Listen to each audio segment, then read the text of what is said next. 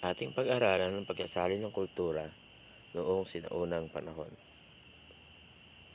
Iba't ibang uri ng sining at panitikan ang nabuo noong sinaunang panahon. Sa pamamagitan ng mga ito, hindi lamang naipahayag ng mga Pilipino ang kanilang damdamin, paniniwala at mga karanasan. Naisalin din nila sa mga sumunod na henerasyon ang mayaman nilang kultura sa pamamagitan ng musika, awit, sayaw at panitikan. Ilan sa mga ito ay nananatiling bahagi ng modernong kultura ng Pilipinas.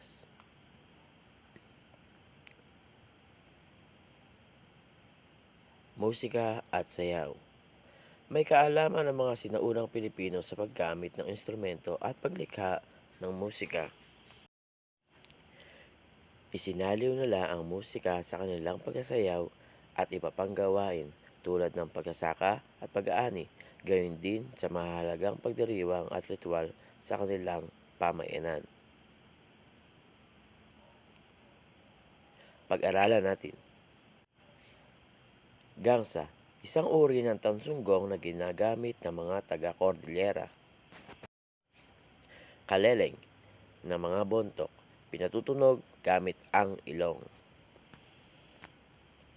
Tambuli, instrumento ng mga Tagalog na yari sa sungay ng Kalabaw. Dalot, ang dalot ay isang mahabang berso na binibigkas ng paawit sa pangaharana ng mga Ilocano sa kanilang iniirog. Ayeklo, katumbas ito ng dalot ng mga Igorot. Mayaman din sa katutubong sayaw ang mga sinaunang Pilipino. Inspirasyon nila ang kalikasan tulad mga kilos ng hayop sa paggawa ng sayaw.